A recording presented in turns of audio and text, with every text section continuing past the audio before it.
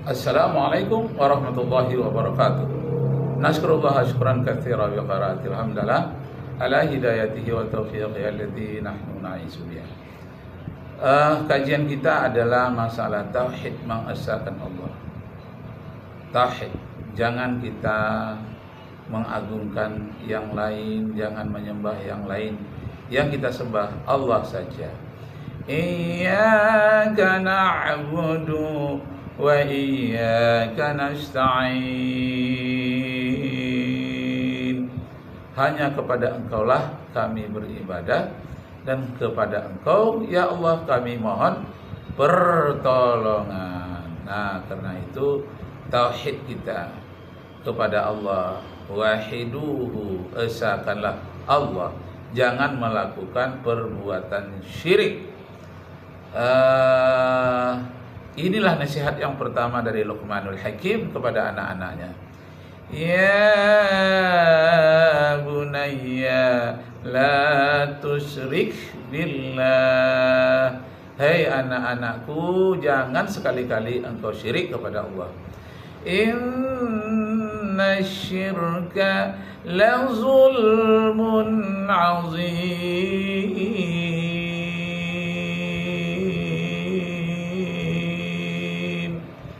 Sesungguhnya perbuatan syirik itu merupakan kezaliman yang sangat besar. Masya Allah.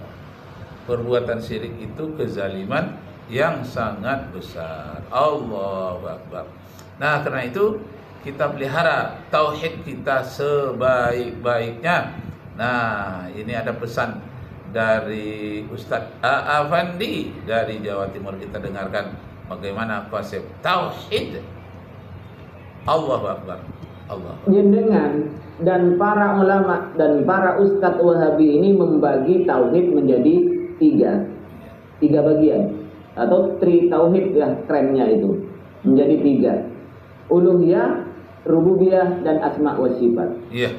Sesuai lagi dengan pemahaman sampean, semua agama ini harus punya dalil dari Al-Quran dan hadis sesuai pemahaman para sahabat. Saya tanya, sahabat siapa namanya yang membagi tauhid ini menjadi tiga? Masya Allah. Salafus saleh siapa namanya yang membagi tauhid ini menjadi tiga? Kalau tauhid dibagi menjadi tiga, memang tidak ada dalilnya. Secara nas Rasulullah SAW mengatakan tauhid jadi tiga, tidak ada. Mana bukti kamu? Mana hujjah kamu? Mana dalil kamu? Jika kamu orang-orang yang jujur, nggak bisa mereka keluarkan dalil. Ini agama dalil, agama hujjah. Ada nggak dalilnya? Dalam kita beragama, dalam kita mengamalkan, dalilnya ada nggak? Kalau nggak ada, jadi ikut. Ini konsep tauhid yang dibagi menjadi tiga atau tri tauhid ini yang mengkonsep pertama kali ini adalah Ibnu Taimiyah. Ya. Terus bahkan Ibnu Bas ulama dan ini menyatakan bahwa orang kafir seperti Abu Jahal, Abu Lahab, penyembah berhala itu masih bertauhid rububiyah katanya. Jadi masih bertauhid mereka. Cuman sayangnya mereka itu tidak bertauhid uluhiyah. Jadi kalau sampean selalu minta dalil terhadap aswaja, mana dalilnya? Tahlilan, mana dalilnya? Ini, mana dalilnya? Saya sekarang balik tanya, mana dalilnya pembagian tauhid? Jadi agama ini dalil. Jangan bicara kalau tidak ada dalilnya. Masya Allah. Bapak Ibu, saudara-saudara sekalian, saya M. Ratib Jamari dari Pekanbaru, Riau, Indonesia. Saya kuliah di IAIN tahun 80, IAIN Suska Riau tahun 80. Lalu untuk waktu itu dapat gelar BA. BA, Bachelor of Art, tapi humornya waktu itu BA itu bujangan asli. Jadi pada tahun 80 itu masuklah mengajar akidah itu Ibu Ruqayyah Saleh. Ibu Ruqayyah Saleh ini mengajarkan tentang tauhid yang tiga: rububiyah, uluhiyah, asma wa sifat.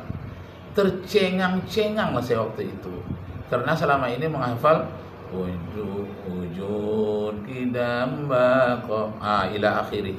Tahu-tahu ada tentang rububiyah, uluhiyah, asma wa sifat.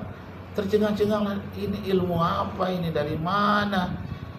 Tapi setelah itu lenyap dan saya lulus dari ujian tersebut. 1 semester lulus. Tapi tidak menjadi perhatian saya. Ya hanya saya mendengar ya sebagai ilmu sajalah. Tapi karena waktu itu beliau tidak pula mengungkapkan panjang lebar karena pertemuannya 2 SKS. Jadi tak disebutkan pula itu adalah gagasan dari Ibnu Taimiyah yang dilanjutkan oleh Muhammad bin Abdul Wahab. Tidak, langsung ke isinya saja. Apa isinya? Siapa yang menggagas? Dan dalil-dalilnya pun tak disebutkan. Hanya berupa sepintas lalu memperkenalkan usulus salasah. Nah, tapi akhir-akhir ini apa yang saya abaikan, saya buat diam saja. Ternyata muncul lagi, Masya Allah. Tahun 80, sekarang tahun 2025. Berarti 45 tahun yang lalu. Masya Allah. Sekarang muncul lagi. Jadi karena saya pernah mendengarnya dan saya tertarik. Nah, lalu saya cari-carilah di internet apa sebetulnya yang usulus salasah ini, yang dari tauhid 3 atau trinitas tauhid itu apa sebetulnya. Nah, diterangkanlah oleh Ustadz Afandi ini, Afandi Ustadz Sani Uye. Oh, begitu rupanya. Kok saya tidak memperhatikan selama ini. Masya Allah. Dengar-dengar juga, tahu-tahu juga, tapi selayang pandang. Nah, tapi kalau yang Ustadz Afandi ini dalam sekali, lengkap dengan kitab-kitabnya, sejarahnya, Masya Allah. Kita dengar gimana. Jangan bicara kalau hanya katanya. Jadi untuk sampai temukan mana dalilnya tauhid rububiyah, uluhiyah, asma wa sifat. Dalilnya dari tauhid itu mana? Dan lagi kami itu Ustaz, uluhiyah atau ilahun, dari kata ilahun, rububiyah dari kata rabbun. Ini sebenarnya kan sama Ustaz. Sambian kalau baca syahadat asyhadu an la ilaha illallah. Ini Ustaz Afandi ini mengatakan sampean jangan begitu. Itu bukan maksudnya, bukan kepada saya. Ada teman dialognya. Cuma saya ingin mendengarkan. Dialognya penting sekali dan tajam sekali, rugi kalau kita tidak mendengarkannya. Mari kita dengarkan kembali. Sampai tidak ditambahi kan? Asyhadu an la ilaha wa la rabba illallah. Tidak ada. Iya.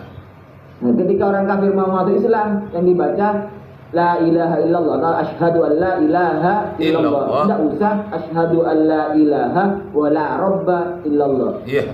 Kalau menurut pemahaman jenengan harus tauhid itu konsepnya 3, berarti tidak sah syahadat saya, termasuk syahadat sampeyan itu tidak sah karena tidak ada Rabbun di situ. Berarti tidak percaya kan? Belum menyaksikan, belum bertauhid rububiyah kan? Hanya uluhiyah itu. Terus ketika orang-orang sudah meninggal dunia, ketika kita itu meninggal dunia, maka malaikat mungkar nakir di dalam kubur itu pertanyaannya apa? Marbuka, tidak ada kan? Iya. Man ilahuka. Karena menurut kami Rabbun dan Rabbun itu sama Ustaz. Nah, Rabbun ya. Jadi terkait dengan kuliah saya tahun 80 dengan Ibu Ruqayyah Saleh tentang rububiyah, saya lebih banyak merujuk kepada kitab Bible, Quran dan Sains Modern karya Maurice Bucaille yang diterjemahkan oleh Pak Rashidi, mantan Menteri Agama pertama Republik Indonesia. Nah, saya lihat ini terkait langsung. Kemudian Ibu Ruqayyah juga mengatakan demikian. Nah, di sanalah saya menemukan di dalam kitab Bible, Quran dan Sains Modern itu bagaimana penciptaan langit dan bumi. Inna fi khalqis samawati wal ardh واختلاف الليل والنهار لآيات لأولي الألباب الذين يذكرون الله قياما وقعودا وقعودا وعلى جنوبهم ويتفكرون في خلق السماوات والأرض ربنا ما خلقت هذا باطلا سبحانك فقنا عذاب النار. Jadi terkait dengan rububiyah itu saya mulailah mendalami bagaimana penciptaan langit dan bumi ini menurut Bible, Quran dan sains modern. Maka terbacalah sedikit tentang teori Big Bang, tentang teori nebula, asal usul alam semesta dari asap. Wah, mengagetkan saya karena kitab kuning saya pelajari sebelumnya itu di pesantren, tidak ada yang menyebutkan teori Big Bang, tidak ada menyebutkan teori nebula, teori asap. Padahal dalam Al-Quran ada surat asap, surat Ad-Dukhan. Nah, jadi rupanya orang-orang terdahulu termasuk Yunani kuno sudah merenungkan tentang alam itu. Antara lain, Thales mengatakan alam ini tercipta dari air. Anaximenes menyatakan alam semesta ini tercipta dari api. Alexandros mengatakan alam semesta ini tercipta dari udara. Wah, bervariasi. Ada lagi yang menyatakan tercipta dari cahaya. Cahaya itu adalah cahaya di atas cahaya, cahaya yang berlapis-lapis. Dari situlah materi awalnya tercipta alam semesta. Ya Allah. Nah, Al-Quranul Karim menciptakan was-samaa'a banainaha bi'aidin wa inna lamusyi'un.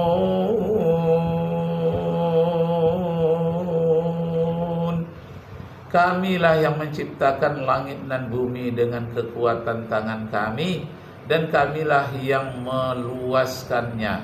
Jadi alam semesta ini senantiasa terus meluas. Nah, saya lihat di situ terkait pula oleh penerjemah buku itu dengan teori expanding universe. Expanding itu meluas, universe alam semesta. Tulisannya universe, bacanya universe. Expanding universe, alam yang senantiasa mekar, senantiasa lebar. Seperti balon yang ditiup. Nah, kita buatlah titik-titik hitam dengan pena. Semakin kita hembus, dia semakin menjauh, semakin melebar. Tapi ingat, sampai pada titik kulminasi nolnya nanti, melebarnya habis, dia akan meledak, hancur. Nah, itulah disebut dengan Big Bang, teori ledakan di alam semesta. Akibat ledakan itu, terpisahlah bumi dari matahari. Surat Al-Anbiya ayat yang ke-30. Awalam yaral ladzina kafaru anna samawati wal arda kanata ratqa fafataqnahuma wa ja'alna minal ma'i kulla syai'in hayyin afala yu'minun.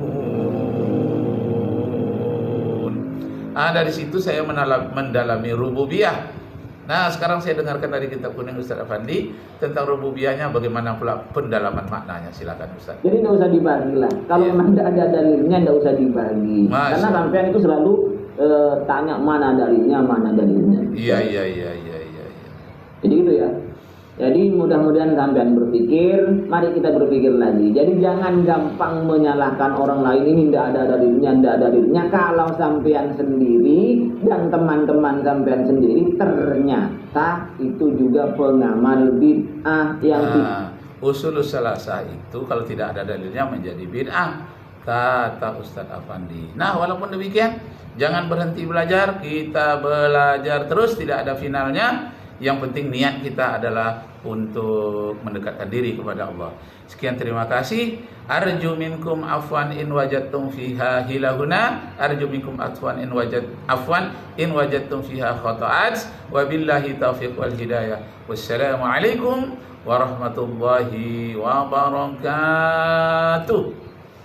Allahu akbar.